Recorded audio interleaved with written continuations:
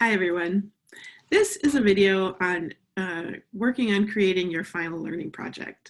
I'm trying to make it generic enough that it works across a couple of my classes so that I'm not repeating myself. Some of you are taking more than one of my classes at the same time. So anyway, let me begin. I'm going to start by sharing my screen here, and the slides that I'm using are slides that you'll be able to access accompanying whatever wherever you're accessing this video, right? So let me start with a couple things that you should keep in mind as you're thinking about a final learning project. The first is make sure you understand the specific rubric I'm using in a given course. I always put together a rubric that says, here are the things I'm going to be evaluating when I'm looking at your final project. So make sure you've got that in front of you as you're thinking about what you're going to develop. Secondly, I think it's really important to look for a focus for your project that gives you energy. You're going to be working on this for a while. Most of the time, these are the kinds of projects I assign for an entire semester. So it needs to be something that you want to do. Look for ways to develop a project that meets other needs you have, right? Maybe it's something you have to do anyway for a contextual setting. Maybe it's something you know you're going to need for future use. Maybe even it's something you and your family need right now. I'm recording this video in the fall of 2020, which was in the middle of a variety of pandemics, most of us working from home. So maybe there's a learning project that is something that you can do even for your immediate family. I'm open to that kind of way of engaging faith. So anyway, the final point is don't hesitate to be in touch with me to brainstorm. Ask me questions, set up a Zoom call. I'm happy to think with you about what would be a good set of parameters for a project such as this.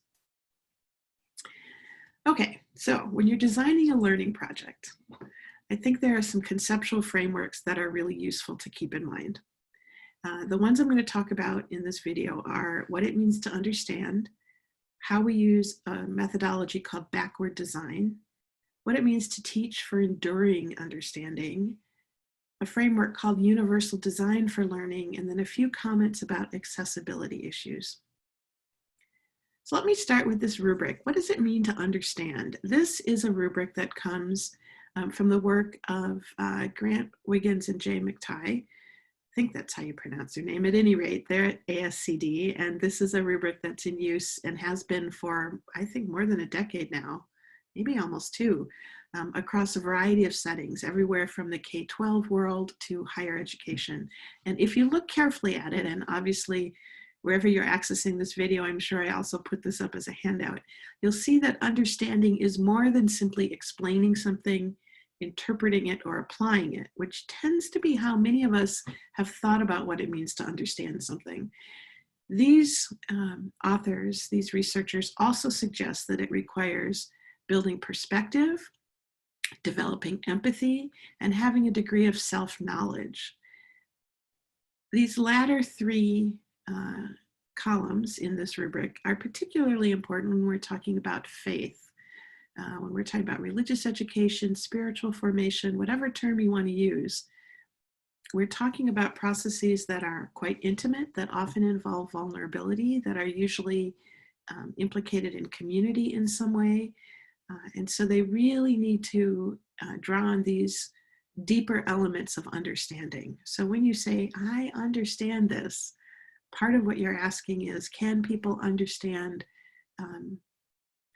where their perspective is coming from? Do they have a degree of empathy for what they're engaged in, and so on? And if you're not very familiar with a rubric, and we're going to be using them a lot, so this is a good place to start, you might notice that this one has both columns, so there are different elements, explanation, interpretation, and so on in the columns, and then there are horizontal rows. This particular version, the bottom row is the most basic level of these, and then it goes upward.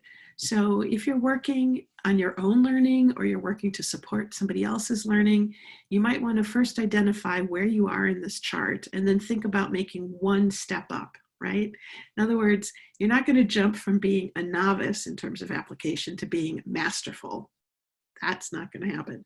But you might be able to go from being an apprentice to being able. You might be able to go from an egocentric form of empathy to having a developing form of empathy. You might have thoughtful self-knowledge and be moving towards even more circumspect self-knowledge. You see, you grow as you go up across these horizontal lines. So anyway, first of all, think about understanding in these deeper, more diverse ways. When we do that, when we think about understanding in that way, it helps to use a process called backward design to think about how are you going to design for such understanding. And this process, also Wiggins and McTighe first articulated it, or at least first published it. You start with where you want to end up. What are the desired results, right? What are you identifying? What's your goal? What are you trying to accomplish? Once you've articulated that, then you kind of step back and you say, okay, what would demonstrate that the learners in the setting that I'm working with actually have the ability to demonstrate that result, that they've achieved that result? What would be the evidence for that? And then once you've identified what that might be, then you step back again and you say, okay, what are the things that I need to help these learners practice so that they might be able to demonstrate that they have achieved this goal? Do you see how that works? So you start at what you're hoping to achieve. For instance, maybe what you're hoping to achieve is biblical fluency. You want the people in your immediate environment to be able to dream in biblical stories, to sing in biblical stories, to have biblical themes emerge in their prayer, all of those kinds of things. All right, well, if that's what you want, how would they demonstrate that, right? It might emerge spontaneously in conversation. It might be in the ways they bring biblical themes to bear in something you're doing with them. It might be in the creative ways in which they're working with the Psalms, etc. All right, well, to help them do that, what do you need to help them do? Now, this is where you get to the very basic part of, do these people even know what the Bible is? Do they understand how to get to various elements? Do they even know what verses and chapters are? Do they understand some historical context? You begin to see how complex it is, all the different pieces you might need to scaffold to be able to eventually move people to a place where they're feeling fluent, where they can dream. I think another element of this process of backward design that's very helpful is really just breaking down and understanding that there's multiple pieces and you can't do everything at once, right? So an additional piece that folks have developed is this framework for thinking about what are you going to focus on, right? So the key thing is that innermost circle, enduring understanding. You might think about this in terms of 5-10 years from now. What is somebody going to remember about the learning event that you've designed? That's the thing that you want to constantly support and reiterate and encourage and give lots of practice in. Now, there may be some things that are important to know and do. And then there's probably a number of things that might be worth being familiar with, but aren't necessarily the things that everybody has to remember, especially these days when you can pull up an app on a phone and get to all sorts of places, right? So an enduring understanding, to go back to the example I was using earlier about biblical fluency, an enduring understanding might be, in the context in which I teach and learn, that the Bible is ongoing revelation. It's an ongoing encounter with God. It has the potential to be constantly, as you engage it, you might find new things each time you look at something, right? It's an ongoing relationship. Okay, so important to know and do about that is, well, how do we even talk about that? Who is the God that we're talking about being in relationship with? What are the ways in which the Bible functions in that space? In the Lutheran world in which I teach, there are 3 ways we talk about the Word of God. We talk about the Word of God as Jesus incarnate. We talk about the Word of God as what is in the Bible, and we talk about the Word of God as the kerygma, the central law and gospel of the Bible. Okay, those 3 elements, particularly in the Lutheran context, are important to know and do. Now, the worth being familiar with, can you spit out all the books of the Bible in the order in which they're in the typical canon? Well, it's worth knowing them. It's worth knowing what's in the First Testament and the Second Testament. It's worth knowing the difference between a Protestant Bible and a Catholic Bible. It's worth knowing what the Apocrypha are, all of those things. However, you might forget some of them, and you can readily look them up, right? So an enduring understanding is the thing you really want to focus on. And that's the piece that in backwards design becomes, what's the piece, what's 6, 10, 20 years from now, what's the piece that you want to stick around for people? What is the piece that's really grabbed them? Okay, another framework that's very useful in a variety of settings is what's called universal design for learning. And this particular chart is just a nice image of it, but there's a ton of work online, so you can find publications and journal articles and websites, and if you just type in universal design for learning. But partly where this has come from is an understanding of the ways in which our mind processes information, right? And so as you can see on this particular chart, it's pointing to different parts of the brain that light up. That has to do with how we use functional magnetic resonance imaging while people are engaged in tasks, right? It's something research does. I don't even think you need to know, right? You don't need to know what a functional magnetic resonance image is. And you don't need to know even that neuropsychologists have come up with this, because actually what I think you need to know is the bottom line that we're going to talk about in a minute, which is pragmatically, how do you implement this? But basically, universal design for learning says that you need to build in multiple means of engagement through multiple forms of representation and invite people into multiple forms of action and expression. I'll leave you that chart to look at to go through the specificity of it.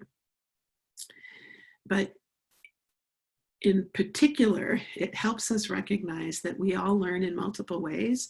It helps us recognize that learning is deeper and more robust than simply having a grasp of a particular cognitive concept or memorizing, a particular prayer. I mean, one reason you might memorize a particular prayer is because then it comes to mind for you in moments when you really need it, right? I actually happen to be a fan of certain kinds of memory work. I tend to, for instance, like to teach the Psalms by teaching songs, right? Musical forms of biblical Psalms.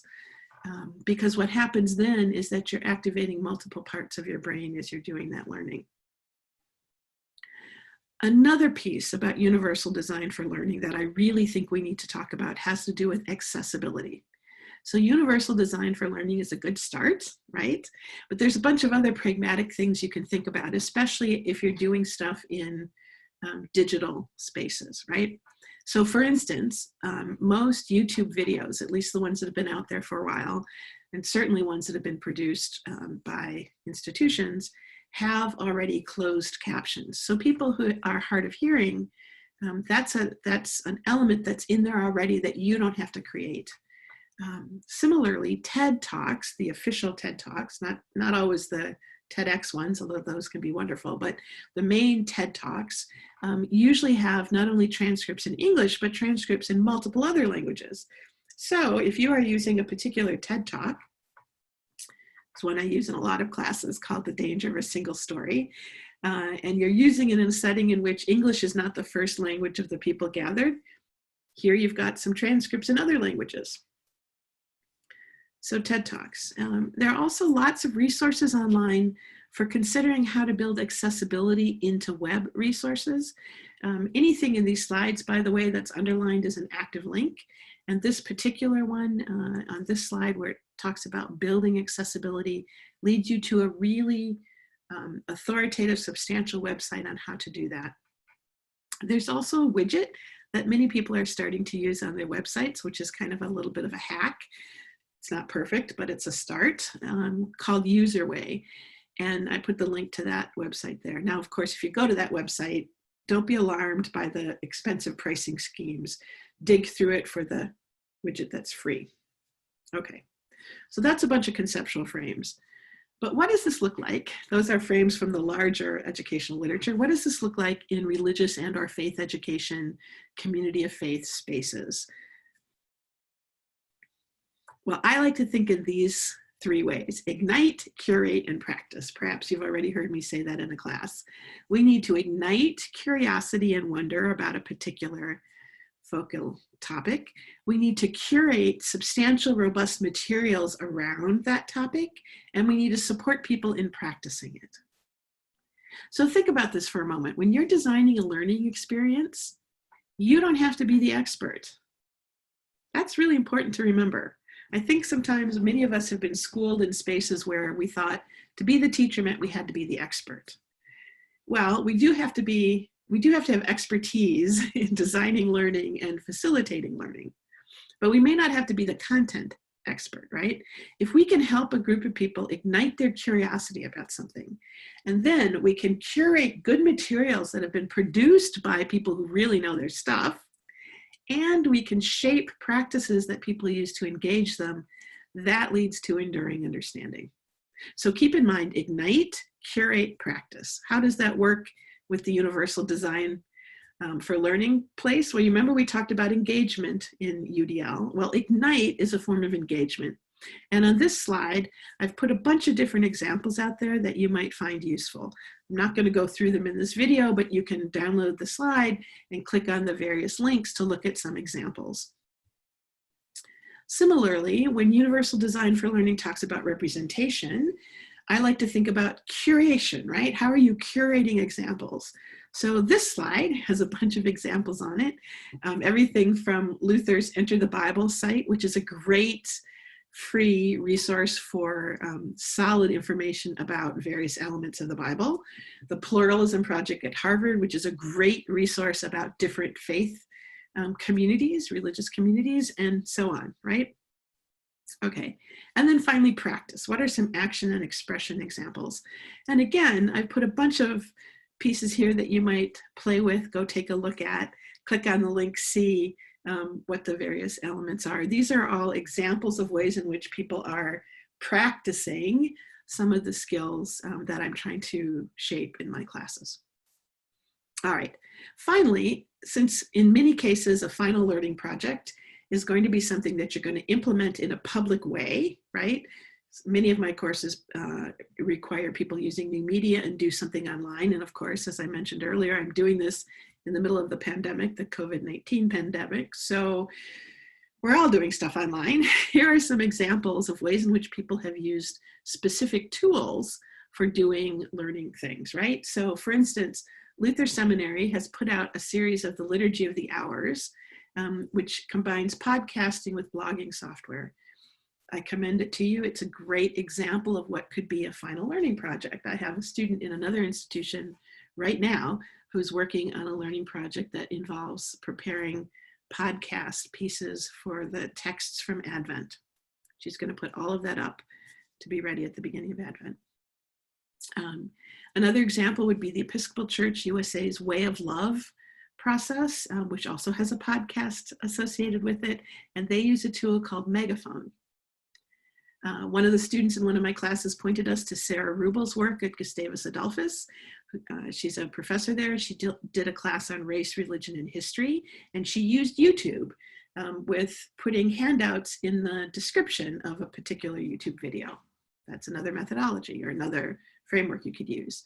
Steve Thomason, who is a PhD grad from Luther, has put together the Cartoonist's Guide to the Bible, again, which uses both blogging software and also has an online store because he sells some of his cartoons. So you might look at his site, both as an example, and you might want to draw on some of what he's done there.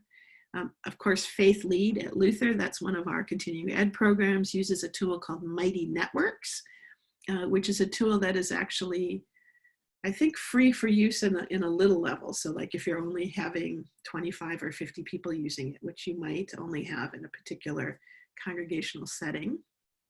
And then I also wanted to mention SlideShare, which is a tool that makes it possible to take a PDF, like if you've created a keynote or a PowerPoint presentation and exported it into a PDF, you can upload it to SlideShare and they make it publicly accessible and include a transcript and social sharing tools. So those are a bunch of examples. I hope you'll take a moment and go and look at some of them. I hope they'll ignite your curiosity about what might be possible. Finally, I wanted to briefly mention that the research that several of my colleagues are involved in have identified 7 digital literacies that are particularly important in religious or theological education. And we can work on these in whatever spaces we're teaching within. And you might also consider some of the past student projects at Luther, although it's important to keep in mind that a project in a class one year might have had a very different set of instructions from that same class in a more recent year, because I very much change classes based on what I'm learning from students.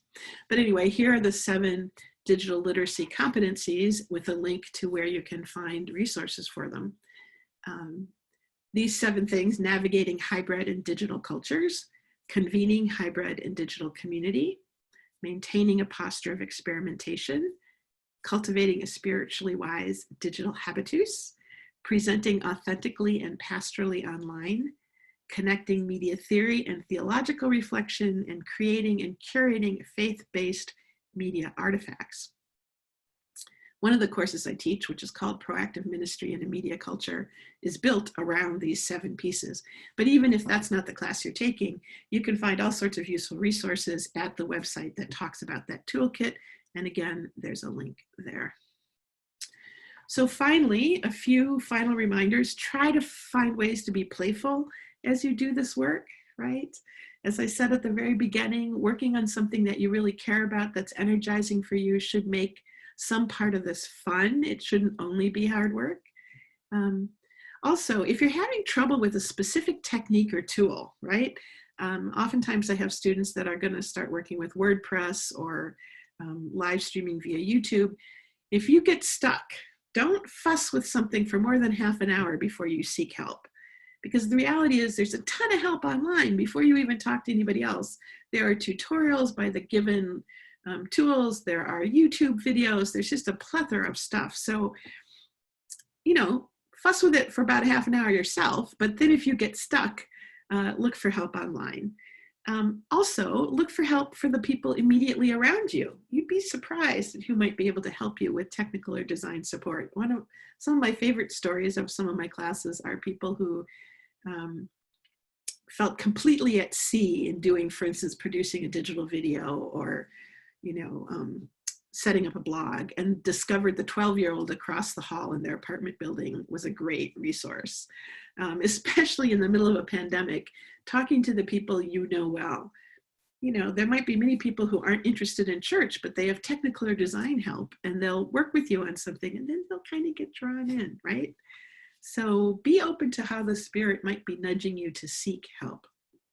And of course, don't hesitate to reach out to me with any questions. I'm always happy, particularly via email, and then via email we could set up a phone call or a Zoom chat. So I hope this gives you some support for final learning projects, and I hope you'll stay in touch as you need to, as you're working on them.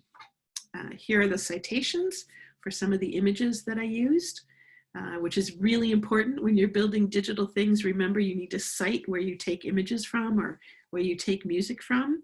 We'll talk more about that, I'm sure, in whatever class you're taking with me, but please cite what you're using. And then, of course, you can find me at Luther or via my website. So on that note, I want to thank you for hanging in there this long in this video. And I look forward to continuing to learn with you in whatever class you're taking with me right now.